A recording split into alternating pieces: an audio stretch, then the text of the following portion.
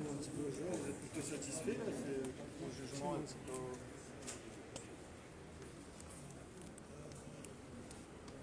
Ce jugement, qu'est-ce que vous en... Je prends la parole au nom de ces millions d'Africains et d'Africaines de partout, de par le monde, à l'intérieur de notre mère patrie l'Afrique et à l'extérieur, dans la diaspora, pour dire justement une chose qui est nécessaire pour nous. Ce qui est nécessaire, c'est qu'on a gagné pour nous. On a gagné pourquoi? Parce que ce n'est pas moi qui a été jugé, ni le groupe qui a été jugé. Je pense que le mot est clair.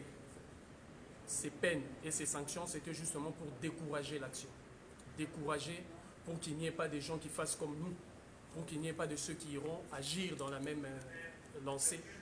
Et c'est pourquoi on a été découragé. Et ces découragements, c'est là où on réqualifie les faits par le haut, c'est-à-dire on quitte la tentative de vol pour parler de vol, mais condamné à 1 000 €, mais condamné encore à révoquer en fait le sursis qui a été condamné lorsque le maire de Montreuil, Patrice Bessac, s'était plaint encore une fois ici. Donc il fait 2 000 € avec tout ce que vous savez comme frais et tout qui va suivre après. Et notamment la condamnation demandée par le musée de Quai Branly pour dégradation de fait à 400 et quelques euros. Et il faut rassembler tout ça. Quant à l'État, l'État a été débouté.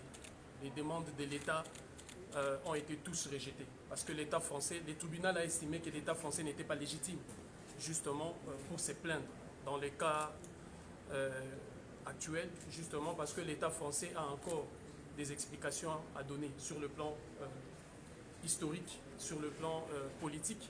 Et comment est-ce que l'État français a réussi justement à faire rentrer ces patrimoines volés et pillés dans le réserve de son trésor national. Donc on voit aisément, c'est pourquoi je parlais de la victoire, parce que notre combat en soi c'est quoi? Notre combat c'est contre l'État français, c'est contre le gouvernement prévaricateur, le gouvernement pilleur et voleur de la France. Et ce gouvernement a été débouté au tribunal. Toutes les demandes formulées par l'État français ont été rejetées. C'est là où nous parlons des victoires. Quant à ce qu'il en est des petites condamnations du musée, parce que le musée, nous l'avions dit depuis le départ que le musée de Quai Branly n'est que le miroir. Le miroir utilisé justement pour pouvoir décourager. Je précise le mot. D'ailleurs, il est formulé dans le document. Les avocats vont vous l'expliquer en détail. Pour décourager notamment moi, Zulu Diabanza, tous les Africains et Africaines, tous les millions d'Africains et les milliards qui sont dans notre mère patrie l'Afrique et dans la diaspora, les décourager à ne pas aller chercher justement leur patrimoine, avoir accès à leur héritage culturel. Donc, c'est ainsi que je fais la lecture de cette condamnation qui, à mon sens, est une mesure, comme je le disais, je l'ai fait connaître devant vos caméras, des dissuasions. Donc l'État français, vous savez que la France est un pays qui dispose de l'arme nucléaire, et l'arme nucléaire est une arme de dissuasion. Quand on utilise cette arme, c'est pour dissuader. Et aujourd'hui, l'arme nucléaire judiciaire a été utilisée justement pour nous dissuader, parce que c'est le mot qui est retenu. Quant à l'État français, il a perdu parce qu'il a été débouté. Donc les condamnations pour nous sont des dissuasions, mais notre détermination est sans équivoque. Je disais au juge la dernière fois qu'il a réussi aujourd'hui notamment à nous faire rentrer dans ces carrés fermés de toutes ces femmes et de tous ces hommes qui ont payé de leur vie, qui ont payé de leur temps, qui ont payé parfois de tout, de leur argent pour faire avancer les causes de l'humanité. Et aujourd'hui, de par cet acte judiciaire qui en soi, avec la composition que j'ai vue aujourd'hui, on nous parle d'une personne qui est en train d'être formée. Bon, une décision qui me semble politique, parce que je parle des dissuasions et c'est le gouvernement français qui détient l'arme des dissuasions massives. Donc, une mesure qui, pour moi, est dissuasive. Donc, nous continuons la détermination de notre combat jusqu'à la récupération de notre patrimoine. Notre légitimité d'aller chercher ce qui nous appartient, il n'en revient pas aux juges d'un gouvernement prévaricateur d'en décider. La légitimité, nous l'avons de continuer d'aller chercher ce qu'en est notre patrimoine et de permettre à notre peuple d'avoir accès à notre héritage culturel. Voilà ce qu'en est ma lecture pour l'instant de cette décision politique maquillée sur une enveloppe judiciaire et qui d'ailleurs sera contestée encore dans la même logique, c'est-à-dire qu'on fera appel dans la même logique pour contester cette décision dans ce sens-là, parce que nous allons gagner et au niveau de l'opinion et dans le rue, mais nous gagnerons aussi ici sur les rings judiciaires Parce que pour battre véritablement Mike Tyson et que cela soit gravé dans l'histoire, il faut les battre sur le ring, selon les règles du jeu. Donc vous nous confirmez, vous allez faire appel, et la dissuasion, vous n'êtes pas dissuadé, vous nous parlez de détermination, ça veut dire que vous êtes prêt à recommencer? Oui, nous continuerons le combat avec tous les moyens dont nous disposons, parce qu'en soi, le juge l'a si bien dit qu'ils ont compris la pertinence de cette action. Et même si vous voulez, la légitimité de notre combat, ils l'ont compris totalement. Et qu'il était même difficile d'aller sur ces terrains-là. Donc, en ce qui concerne la voix a été entendue parce que les consciences humaines ont été touchées. Nous avons permis justement à contribuer aujourd'hui à ce que le TIC gouverne à chaque fois qu'on aura à prendre nos décisions. Donc, nous allons faire appel et nous ne sommes pas dissuadés. Cette mesure dissuasive, parce que c'est tel que ça a été qualifié, pas par moi, par le président du tribunal lui-même, en disant c'est pour vous dissuader, pour que demain vous ne refassiez pas la même chose. Donc, l'on savait qu'il y allait avoir la mesure dissuasive, mais nous continuons parce que la détermination qui nous anime, c'est une détermination, si vous voulez le comprendre, dont je suis l'instrument à travers lequel ça se réincarne, parce que cela remonte à plusieurs siècles.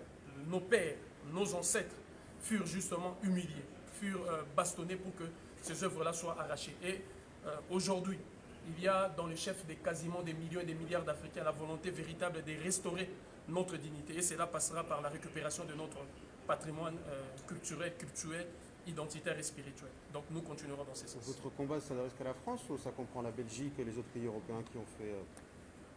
C'est tout le gouvernement prévaricateur, voleur et receleur, qui se retrouve d'ailleurs caché, je pense, derrière la France, parce que tout le monde allait voir d'abord quelle serait la décision qui partirait de la France. Et nous savons maintenant qu'est-ce qui nous attend pour le procès de Marseille le 17 novembre. Nous savons qu'est-ce qui nous attend pour le procès de Bergendal le 12 janvier. Nous savons ce qui nous attend par rapport à tout ce qui a été planifié jusque-là de notre côté. Quand on ira visiter la Grande-Bretagne, quand on ira visiter les États-Unis d'Amérique, quand on ira visiter le Vatican, quand on ira visiter le Portugal. Donc la détermination est sans équivoque. Et les nations occidentales doivent se préparer aujourd'hui à mener ces combats. Et ce que le monde doit retenir, que l'histoire nous acquittera. Si le tribunal aujourd'hui n'a pas eu le courage nécessaire pour aller dans ce sens, parce que l'on voyait des pressions politiques de gauche à droite, mais l'histoire nous acquittera. Donc ces combats, c'est contre tout le gouvernement prévaricateur, voleur et receleur, pour la libération de notre peuple et la récupération de notre patrimoine. Et cette récupération, dans quel pays vous aimeriez concrètement, si demain quelqu'un prenait la décision de donner des statuts que vous réclamez, vous aimeriez qu'elle aille dans quel pays, dans quel... Deux étapes.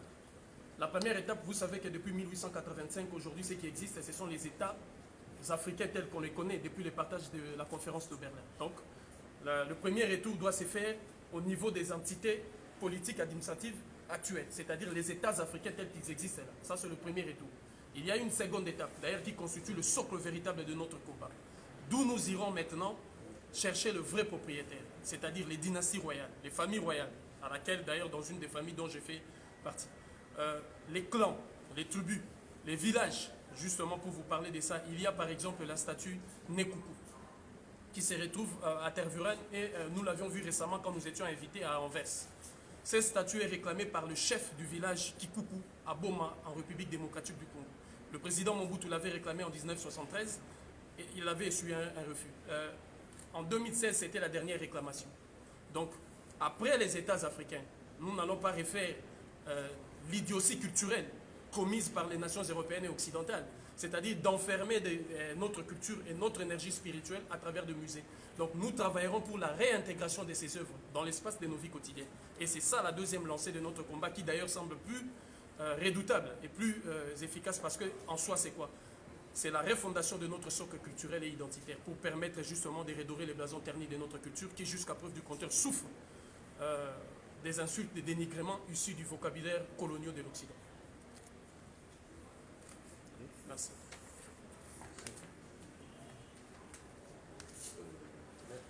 Alex 2000 euros, vous imaginez que c'est pas un gros point. Alors déjà, j'aimerais dire qu'en fait, le tribunal s'est fondé sur une logique qui est éloignée de la réalité des faits. Et pour cela, pour justifier sa logique, elle a dû monter par le haut, comme l'a dit M. Foucault, à savoir qu'on est parti de la tentative de vol à la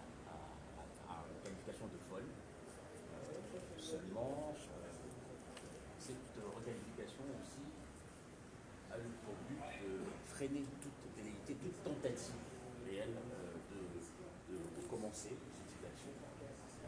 Nous avons obtenu 2 Rolex sur les 5, ce qui est aussi une victoire. Nous avons obtenu à ce que la constitution de partie civile, la demande de l'État, soit rejetée. Parce que on a le Quai Branly, qui est un pseudocode de l'État, qui s'est déjà constitué partie civile, qui a réclamé un préjudice moral, qui était dans la procédure. On ne voyait pas pourquoi l'État venait dans la procédure. Ce qui est important d'ailleurs, c'est aussi que finalement, on a la juridiction a estimé que l'État, qui avait encore des comptes à rendre sur son passé colonial, sur l'acquisition de ces biens, ne pouvait pas venir réclamer un quelconque préjudice. On revient sur les fameux 2000 euros, qui sont, pour moi, ridicules. On regarde la valeur de ce poteau funéraire, la valeur de ces objets d'art qui sont au musée du Quai Branly. Donc pour moi, on a une décision qui est juste, qui a pour but de faire l'exemple, de freiner tous ceux qui auraient l'envie de se lancer dans cette récupération. Cette condamnation de Romain Gravel, Elle n'est pas présente. Parce qu'il n'y a pas de vol, il n'y a pas de qualificatif de vol, n'est pas présent, enfin, n'est pas matérialisé dans cette affaire. Le tribunal a trouvé ce subterfuge, effectivement, justifier son jugement, sa logique, une fois de plus, est éloignée de la réalité des faits. Dans les faits, on a, d'ailleurs ça ressort des débats lors de l'audience, à aucun moment on a pu déterminer la volonté, ou bien la volonté de s'approprier le bien et du moins de se l'accaparer. Pour nous, le tribunal a juste voulu faire par un tour de passe-passe justifier sa décision.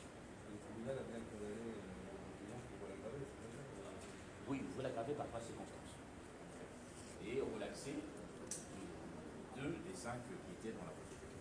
Ça, pour vous, c'est contestable justement par rapport- C'est contestable parce qu'on le répète, on ne le répétera jamais assez. La matérialité des faits, l'intentionnalité ne peuvent être retenues dans ce qui nous amène ici aujourd'hui. Vous ne croyez pas qu'en cas d'appel, la somme soit plus grande? Je ne vois pas pourquoi elle serait plus grande, parce qu'on aurait une analyse plus juridique. Parce que là, clairement, on est plutôt dans une volonté d'apaisement social, une volonté de lancer un message. Alors que ce n'est pas le rôle de la justice. La justice est là pour apprécier des faits, des actes et leur qualification.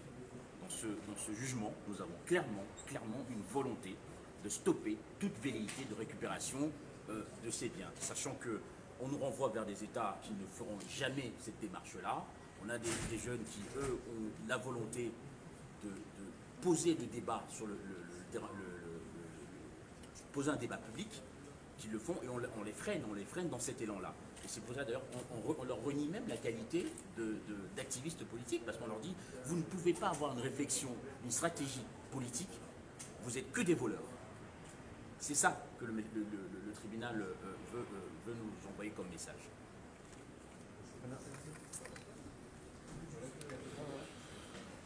Unité, dignité, courage.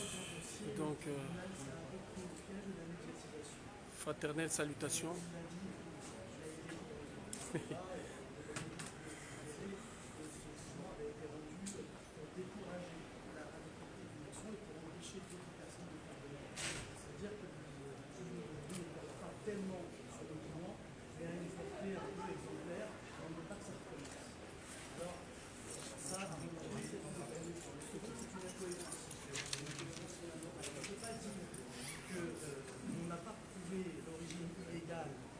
Qui ont été pris par nos clients, et en même temps rejeter les demandes de l'État en prétextant du fait qu'il ne justifie pas non plus être propriétaire du bien. Ça, c'est une incohérence totale qui sera relevée évidemment en appel et qui donnera lieu à un débat très profond, j'imagine. Après, il y a un autre message à tirer de ce jugement, c'est que il envoie un message à toute une génération qui vient de se lever, tirée de la diaspora africaine, mais également en France. Une génération qui a pour leitmotiv de dire à ceux qui ont dépecé l'Afrique par le passé, à ceux qui s'en sont repus et ceux qui s'en repaissent encore, que ce temps-là est révolu et qu'aujourd'hui il y a toute une nouvelle génération de personnes avec les réseaux sociaux qui sont des millions à s'accaparer du sujet et à dire ce temps-là est terminé. Le temps où vous pouviez venir récupérer nos biens et les exposer en échange de finances, ça c'est terminé. Et ce courant qui est en train de se lever, cette génération qui a couvé un peu sous les braises de l'histoire, elle est en train de faire une révolution silencieuse. Ce jugement, clairement, veut s'opposer à cette révolution silencieuse. En Afrique, on a un proverbe, une branche qui tombe fait moins de bruit qu'un arbre, que toute une forêt qui pousse. Ça, aujourd'hui, c'est une branche qui tombe. Le mouvement va continuer. Nos clients vont continuer leur lutte, quels qu'ils soient, sur tous les terrains, et le terrain judiciaire notamment. Donc, les incohérences du jugement d'aujourd'hui, qui ne répond à aucune des questions qui ont été soulevées lors du débat qui était d'excellente qualité. Aujourd'hui, il faut le dire, ce débat sera reporté et nous repartirons en appel et nous redébattrons sur ces questions-là. Donc voilà, chers compatriotes.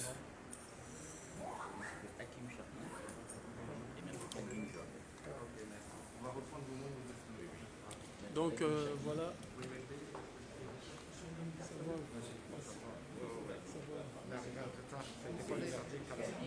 Bon, disons le verdict, le juge l'a bien dit, il l'a bien signifié. C'était pour nous décourager à tout le monde de faire comme nous. Et pour ces découragements, j'ai été condamné à 1 000 euros. D'accord. 1 000 euros pour ça, 1 000 euros pour la révocation a été levée. En fait, j'ai été condamné il y a quelque temps en sursis sur l'affaire de Patrice Bessac, le maire de Montreuil, lorsqu'il y a eu le viol de l'enfant Caïs. Donc ils ont levé, la révocation a été faite, donc je dois payer ces 1 000 euros qui fait 2 000 euros. Je dois payer, comment on appelle ça, 480 euros au musée de Quai Branly. Tout ça, ça l'additionne à 1000, 2000 plus 480 euros pour 3500 déjà. pour le musée de Quai Branly. Je dois payer 127 euros pour des condamnations. Je dois payer 3 000 euros parce que le musée de Quai Branly, grave, c'est constitué en partie civile. Donc préjudice moral et l'image. Voilà, parce que, voilà, j'ai oublié ça, la vidéo a circulé tellement et ça a eu un impact planétaire et mondial. Donc j'ai terni l'image de Quai Branly. Ah bon? C'est leur image qui est ternie. Voilà, C'est ce que pour avoir le juge il terni, était d'accord avec ça. voilà, l'image de Quai Branly, il faut payer au Quai Branly 3 000 euros. Ok. Et qui ternit notre image à nous? Alors, c'est Et là la tienne. question. La tienne, ton honneur là. Voilà, et c'est ça la question. Donc, comme on le sait, on s'attendait à ça. La mesure, elle est dissuasive. Justement, vous voyez, parce que l'État français a demandé aussi, préjudice moral, a demandé aussi, était L'État aussi l'a demandé. constitué en partie civile, mais l'État français a été rejeté. Ah. Voilà, toutes Lui, les demandes, lui, il est voilà, légitime dans sa... Ça, c'est très important. Ça, voilà, toutes les demandes de l'État français ont été rejetées, justement parce que l'on dit l'État français a un passé colonial très lourd et qui doit d'abord justifier cela. Comment cet État a-t-il réussi à faire rentrer ces trésors? Donc on voit l'incohérence, parce que si vous rejetez l'État et que vous dites que vous donnez l'État raison doit, au musée. voilà, l'État doit s'expliquer comment, par quelle manière a-t-il fait rentrer ces trésors-là ici, et vous donnez raison au musée, qui lui ne fait que garder ce que l'État a fait rentrer Tu ne frauduleusement. fais que du recel. On voit l'incohérence. Donc c'est une mesure justement dissuasive. Mais bon, comme on s'attendait à ça, la Et le chef détermination... d'inculpation de recel, lui, il a été invoqué par ton avocat? Oui, mais ils ont rejeté. D'ailleurs,